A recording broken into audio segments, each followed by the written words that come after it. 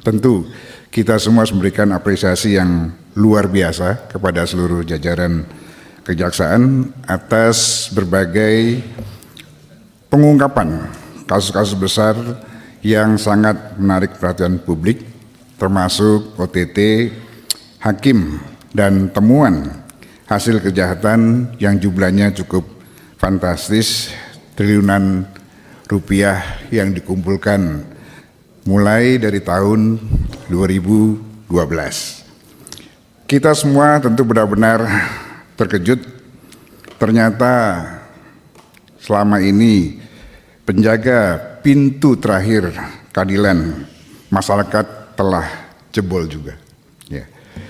Kita tidak tahu lagi apakah berbagai keputusan hakim selama ini sudah berdasarkan rasa keadilan masyarakat atau berdasarkan transaksional. Dulu ada Pameo mengatakan, biarpun langit runtuh, hukum dan keadilan harus tetap ditegakkan. Faktanya hari ini langit tetap utuh, hukum dan rasa keadilan masyarakatnya yang runtuh.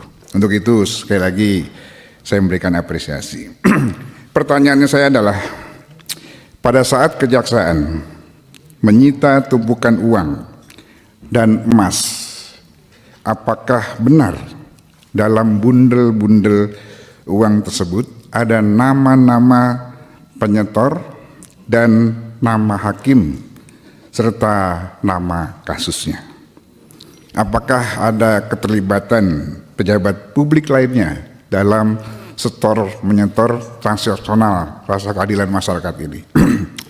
Itu yang pertama. Kemudian yang kedua, Presiden kita Pak Prabowo Subianto telah berkali-kali menegaskan, termasuk juga pada saat Pak Jaksa Agung kemarin digembleng di Lembah Tidar, Malang, dalam bahwa beliau ingin dalam penyelenggaraan pemerintahan beliau bersih dari korupsi dan bebas dari perbuatan tercela.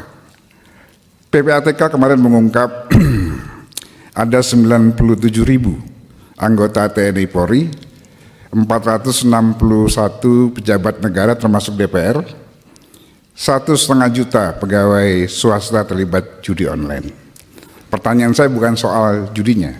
Pertanyaan saya adalah, apakah bagaimana keterlibatan kejaksaan terutama dalam kasus suap? Karena judi ini ternyata ada unsur suapnya yang melindungi agar kegiatan itu terlindungi, terutama di Kementerian Komdigi. Apakah hanya pada level bawah atau sudah menyerempet ke tengah atau ada potensi menyambar ke atas? Itu pertanyaannya.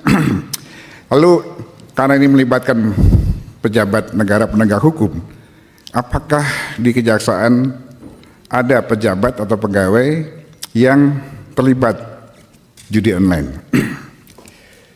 Kemudian kita juga menarik ketika Menteri Pertanahan mengungkapkan bahwa untuk memenuhi 3 juta perumahan rakyat, kita akan pakai, kata beliau, tanah-tanah aset kejaksaan yang disita dari hasil kejahatan untuk membangun 3 juta rumah.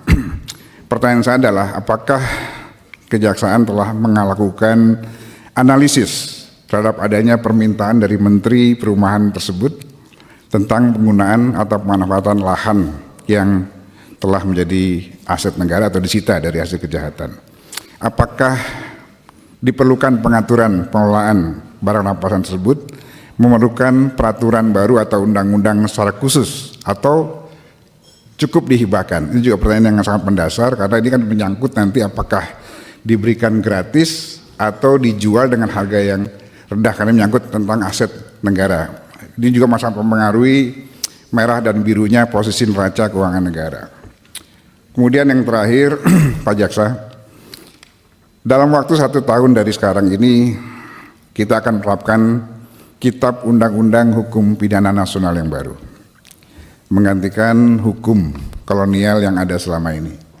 Kita sepakat bahwa KUHP yang baru ini telah memberikan harapan baru, di mana penekanannya nanti tidak lagi pada sanksi pidana berupa pembalasan atau pemenjaraan seperti yang kita kenal dalam sistem kolonial, tetapi lebih mendepankan restoratif justice atau keadilan restoratif yang berintikan pemulihan hak-hak. Pertanyaan saya adalah bagaimana kesiapan kejaksaan dalam menerapkan KUHP ini, terutama dalam hal pembuktian pasal-pasal baru dalam KUHP, misalnya delik santet yang saat ini telah masuk dalam KUHP. Demikian pimpinan yang bisa disampaikan. Terima kasih atas